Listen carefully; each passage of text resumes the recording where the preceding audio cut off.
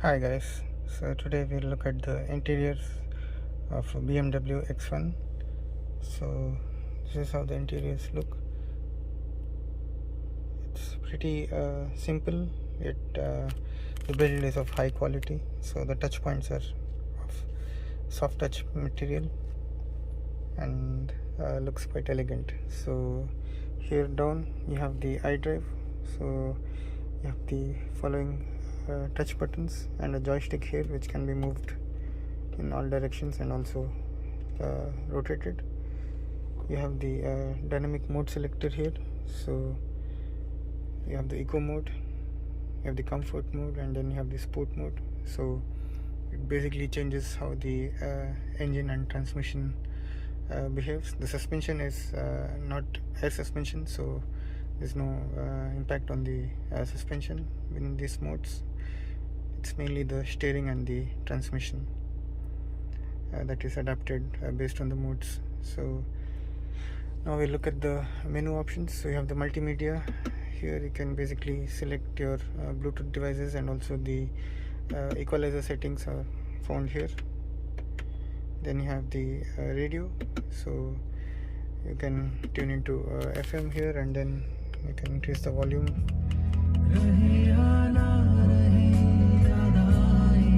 Also you can decrease the volume from here. So that was a quick sample of the audio system. The audio system is quite good. It comes with 6 speakers and one subwoofer in the front there.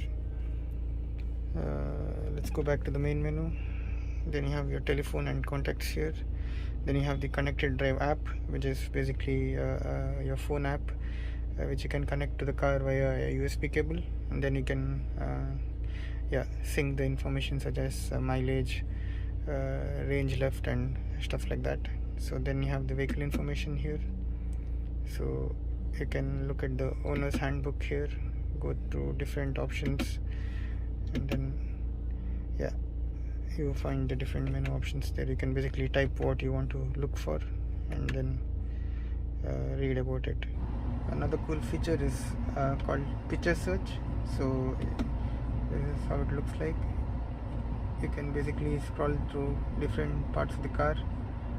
Let's say you're interested about learning about the lights, so you click on it, and then you have further categories there. You can click on the category of interest, and then you can read about the features of that particular component.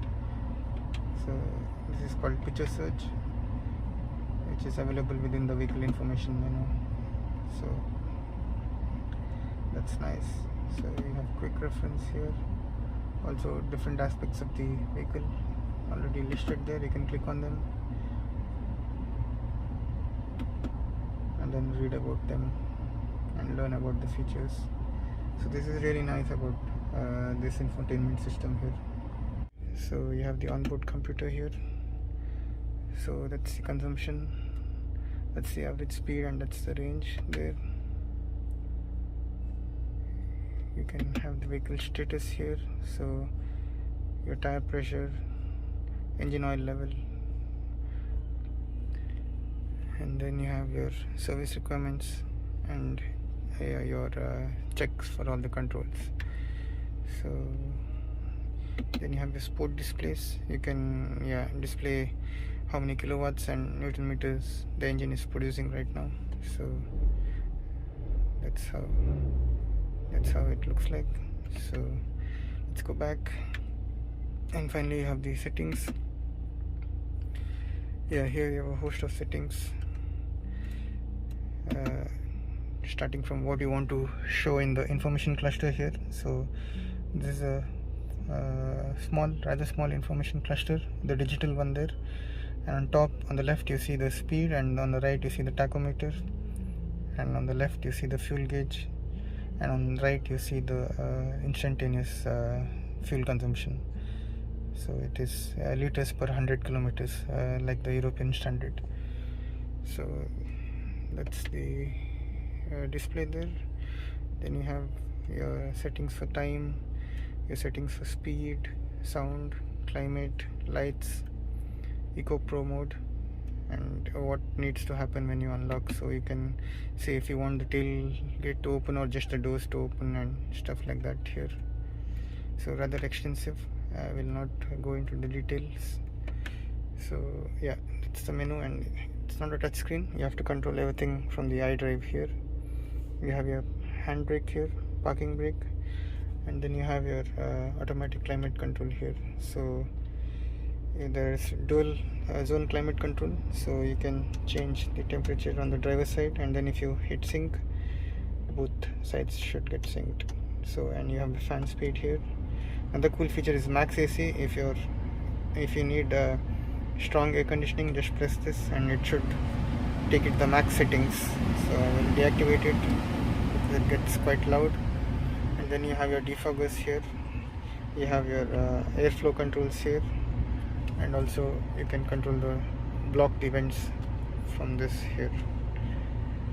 So let's look at the center console, and then on the wheel, steering wheel, you have the limiter here. So this is rather different to the cruise control. So you can set a particular speed, say 80 kilometers per hour, and then you see a red dot there, you can increase the speed. So you see the red dot moves higher, and now let's say I've set the limiter to 100. So then what happens is no matter how much I depress the accelerator, the speed won't go beyond 100. So that's the idea here. So basically, if the speed limit of the road is say 100, then you can set it to 100, and then you can be sure that the speed of the vehicle wouldn't cross that. So that's the use of the limiter. You can deactivate that with the press of a button.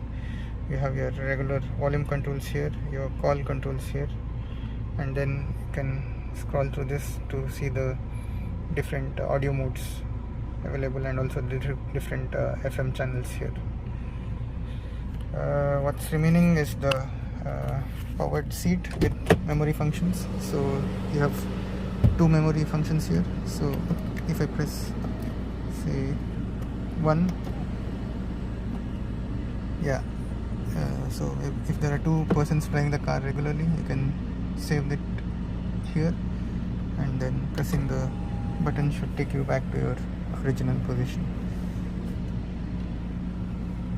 Yeah, that's a short review of the interiors of a BMW X1. Thank you for watching. Please do like and subscribe.